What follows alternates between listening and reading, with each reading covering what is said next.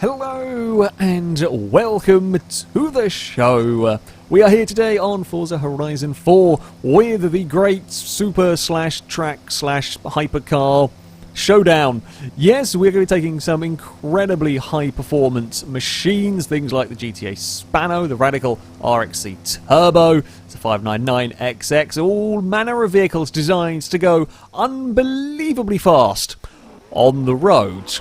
But what happens when we take them down a rally stage? A rally stage involving gravel, involving mud, involving some nasty hill climbs and other, well, all sorts of mean stuff that they're not really supposed to be tackling. Which car is going to come out the victor? This is going to be a 1v1 knockout tournament. Of course, the winner of each round going through to the next. There'll be a 3-car final as this first heat will get off and underway. It is the Radical to a very early lead. They're both sliding now. You've got to try and make it onto the bridge. The Spano thinking better of trying to do that. You don't want to get caught on the inside of the bridge, on the inside of the wall there.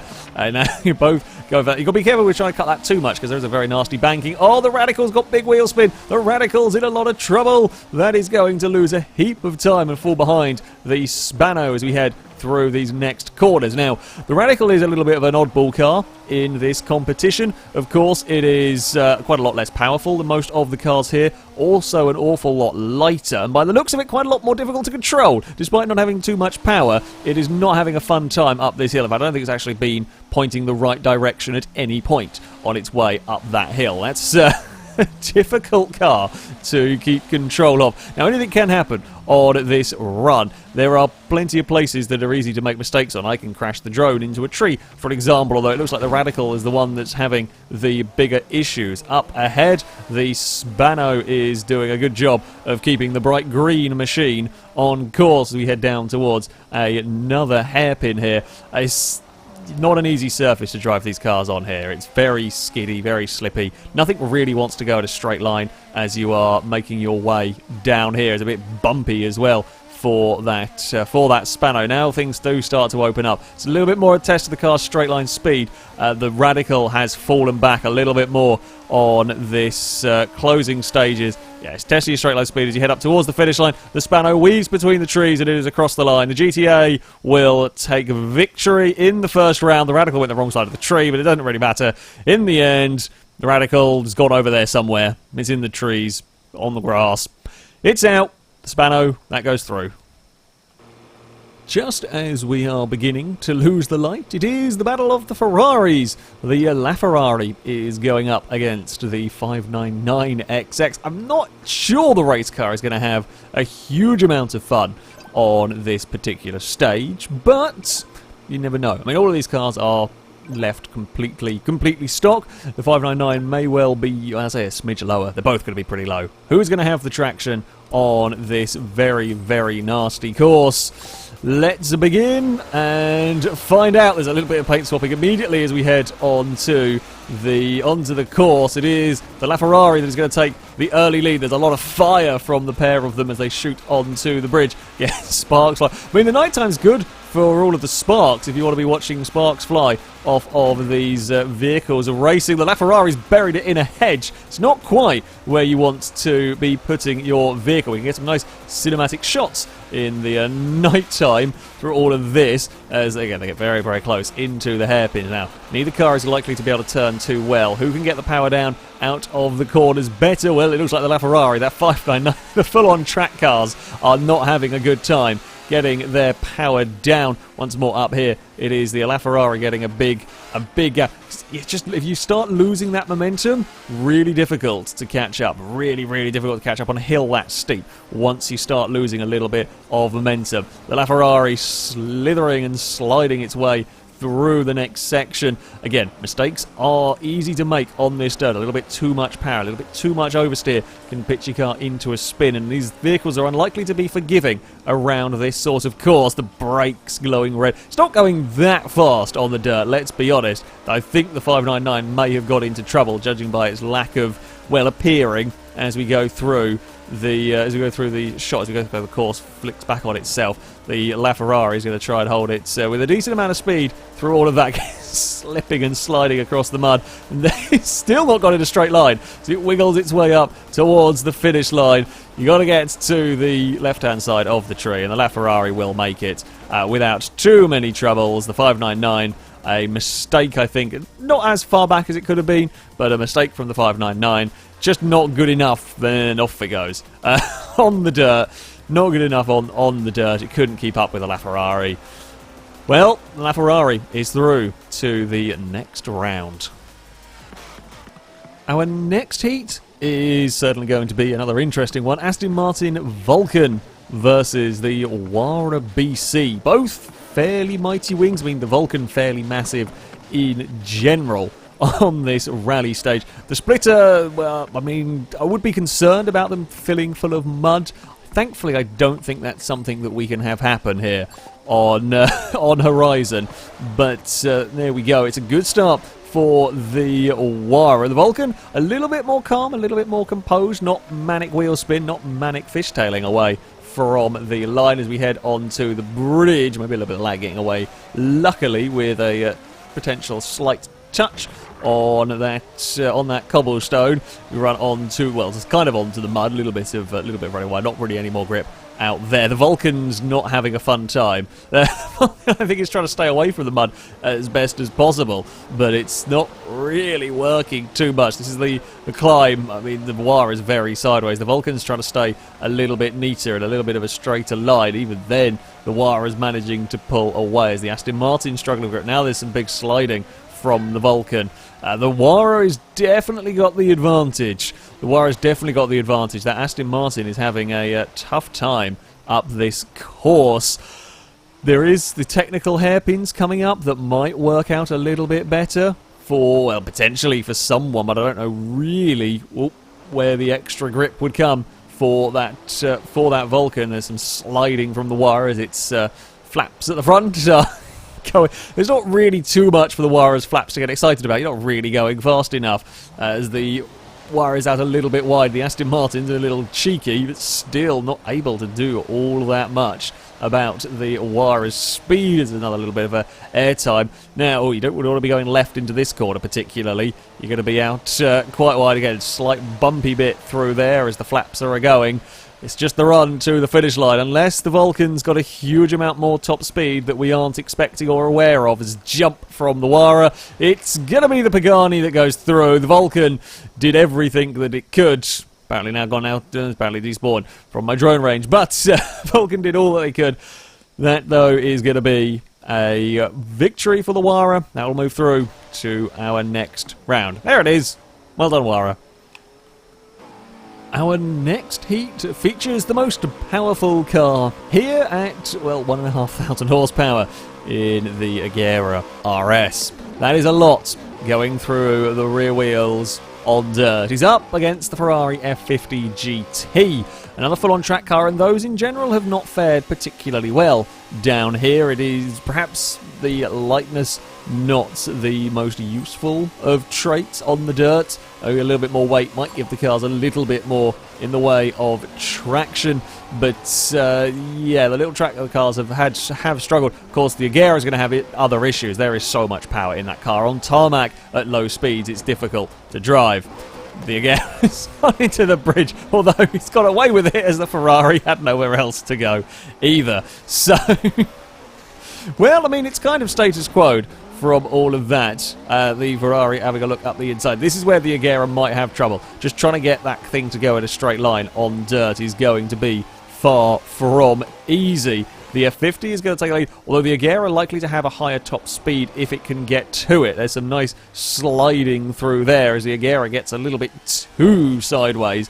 The F50 is going to pull away a smidge up towards the jump we go. Somewhere, I think, up here is the jump. There we go, a little bit of airtime for the F50. Any airtime, sideways airtime for the Agera. Oh, I was trying to be sneaky and go for a shortcut with my drone camera, but did not quite make it work. There's the F50 heading up towards now the twisty section, managing to pull away from... I haven't actually seen that Agera. I think it might have gone for a little bit of a spin at some point. You can just see it in the distance. Oh, and now the rain is starting to fall. That's also probably not going to help matters with some of these cars.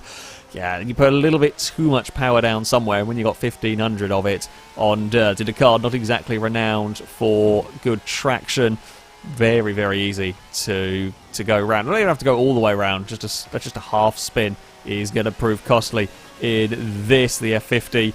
Now, using as much of its power as it can. You don't want to be out in the fence there particularly, but it will be through the next section, no problem. It will be sliding and across the line for the Ferrari. That will go through. We will have two Ferraris in the next round, and the Agera is... there it is! The Agera is having some trouble, as you can imagine, and that is the Agera across the finish line.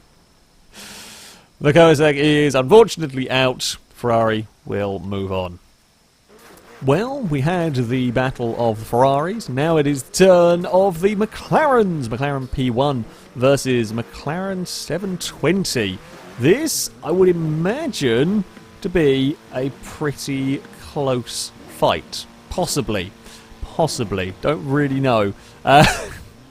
In general, the track cars have struggled a little bit more. Of course, neither of these are track cars, but you know, they're not exactly normal cars, so let's go and find out, shall we? We will set them on their way. The 720S will get off the line that a little bit better as we head towards this first very, very long corner. Let's see if the bridge can claim any more victims in all of this. Nope, it does not, as we weave our way through this next turn. Up the hill we climb. There's a little bit too much on the inside for the P1.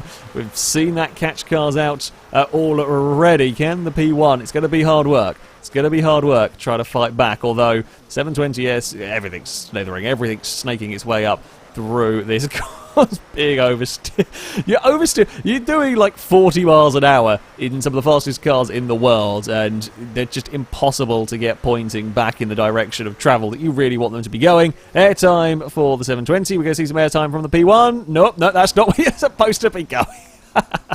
P1's taking up the speed cameras. There's no speeding fines for anybody today because the P1's seen to removing those. Now towards the technical hairpin section, or more technical hairpin section. 720 doing a good job. P1's not entirely out of it if there are any mistakes, although it's going to be difficult to make up. It's been very difficult to make up that time on kind of driving alone. Towards the next hairpins we go. P1 bobbling it. P1 has made a little bit of time actually through this section, potentially. Is a little bit closer, slightly overdone it there. All that time's going to evaporate away. It looks like it's going to be the 720 that'll take this heat, barring any big mistakes. Is now fairly straightforward. All about whatever top speeds you can get out of the car as we head towards the finish line. Don't go the wrong side of the tree. The 720 will take victory. P1. Oh, there it is.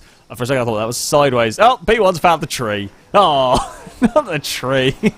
The bridge has got one. It's 1-1 to dangerous trackside hazards of tree and bridge. I wonder who will win that contest overall. For the final heat, I will be running in this one representing McLaren. I'm driving the McLaren Senna up against a Porsche, the 911 GT3 RS. Interesting prospect. Of course, rear-engined car is potentially good for getting traction, especially when we're on, well, now quite damp mud and gravel. The Porsche may have a little advantage in that department. It is considerably down on power in terms of the Senna. I'm hopefully going to be up in terms of, you know, sort of mechanical aero grip, certainly. This is already looking like a pretty tough fight for me here. That Porsche is looking pretty good. I'm going to have to be very, very neat and tidy through all of this. That 911's got amazing traction out of here. I think I've got slightly better brakes. This is where we're going to hurt. Come on, Senna. You can... Well, you're struggling. To the much less powerful. Look at it go! Look at the Porsche dance its way up the hill. There's nothing I can do about that. I mean, I'm trying to be careful with the throttle in the McLaren, but there is nothing I can do. We have got a technical section coming up where I think I will be a little bit stronger, but truth be told, I actually got a very big bump on the outside there. Truth be told, it's only a little bit stronger, and I'm not sure it's going to be enough to overcome the just inherent traction that the Porsche gets out of these corners. Still got more wheel spin from the Senna. Come on. I really need a mistake from the Porsche. I really need a big mistake from the Porsche. It's wiggling. It's not a great exit out of that hairpin. It's so tough to get going in these cars. Can I get... I don't think I can do it. Barring a very good run here. We should be the faster car in a straight line. We are catching a little bit, but as I'm trying to carry as much speed as I can, we're out wide. I can't do it. I'm not going to be able to catch the Porsche. That is going to take... I got the wrong side of the fence there. It doesn't matter anyway. We are out. The Porsche is through. That thing has got some serious speed to it. It's the way it gets going out of the hairpins. I mean, I was a little cheeky even in places. It doesn't matter. The Porsche will go through to the next round. McLaren Senna, that is very much out. On to our semi-finals, and it is the battle of the green cars. Up first, the GTA Spano will go up against the 911. We saw the Porsche immense traction climbing up the muddy hill, but can the good old Spanner do anything about it? I don't know, but it should be fairly interesting to find out. A little bit disappointed my Senna is out of the competition, but that is racing for you.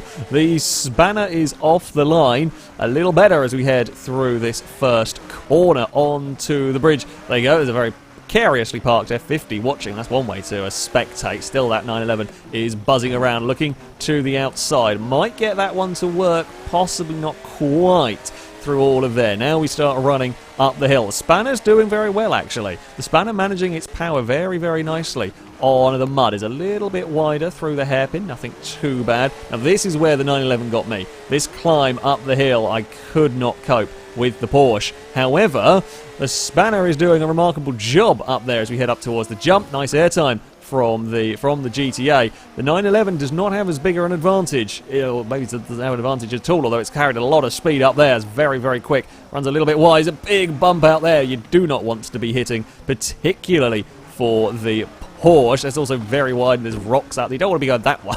The technical section. The Spanner is a little wide on the exit. The Porsche has got some pretty immense traction as it draws alongside, although loses the back end on its own and is very much out of shape over there. It's going to run far too deep through the corner. The Spanner is back ahead as we head up towards the finish line. Now this is where your top speed is going to count. This is where you're going to want to have as much of the speed as you can. Big slides from the Spanner. It's kind of slow speed tandem drifting from the vehicles here. It looks like the Spanner might have got it as well. The Porsche probably does not have the power to cope with the GTA down this stretch. The GTA will win. The Porsche is out.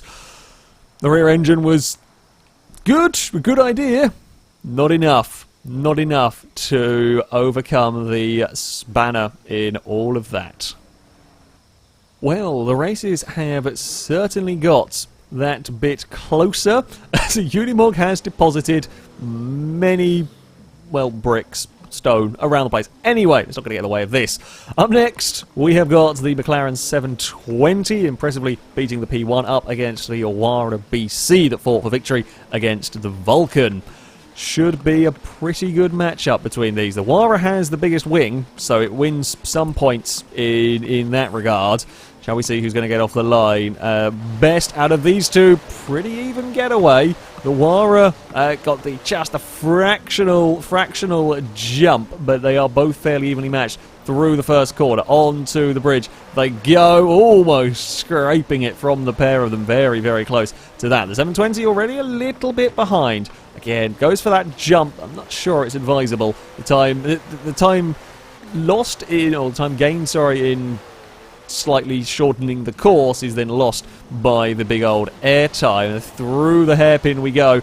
McLaren climbing back, gaining back that little bit of time right on the back of the Pagani as we start the muddy incline up here, although the Huayra may be that fraction faster. Oh, there's a tree there. Never mind. Some airtime for probably the pair of them. We didn't quite see the Huayra. Sorry, my drone flying is not always the great. Very difficult looking back and flying the drone around all of these trees. McLaren out a little bit wide. Big bumps over there. You do not want to be out wide there for too long. Does a good job. I think the McLaren is better at the technical stuff. The McLaren is a little bit better through these technical sections. The Huayra might just be that little bit faster.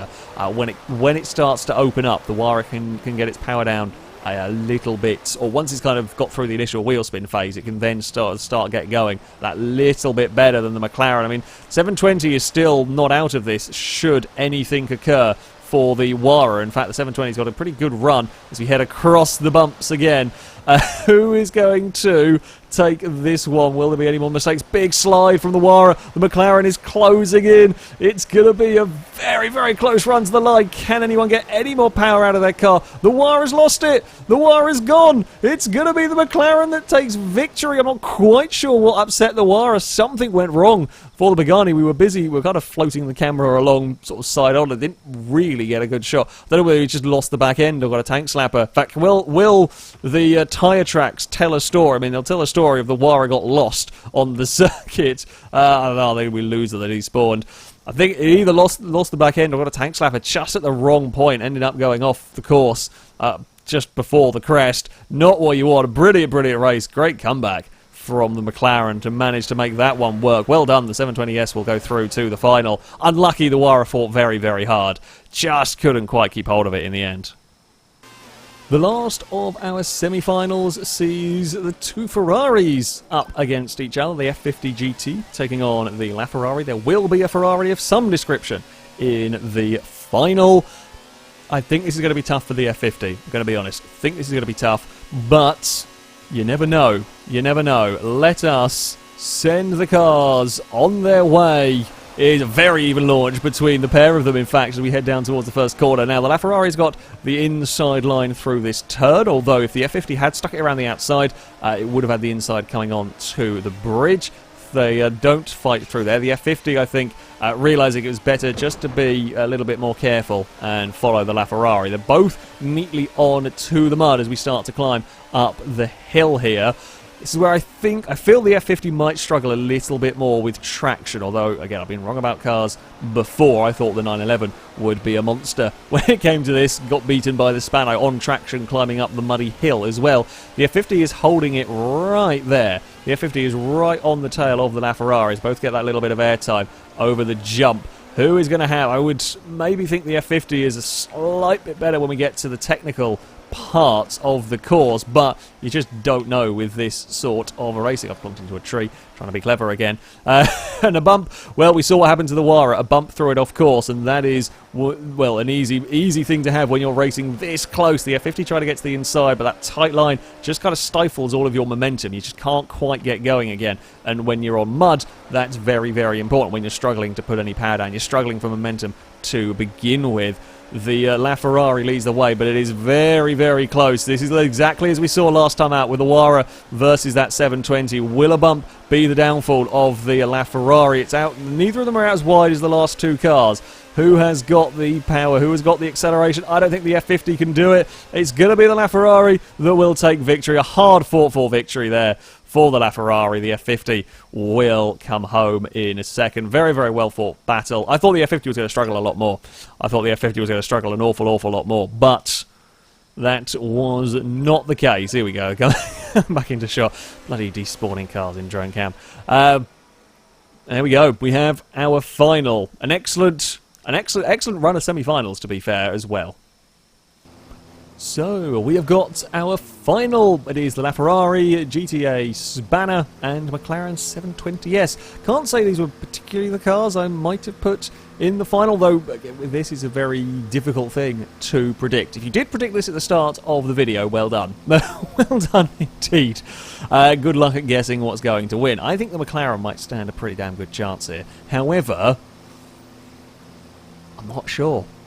Seeing as I was driving a McLaren, I'm going to root for the McLaren. Although the mighty, silly, flappy wing butt of the Spanner is always quite entertaining. Right, shall we get this event underway? Good luck to all three of the cars as they now have to try and fight their way into turn one. 3 wide.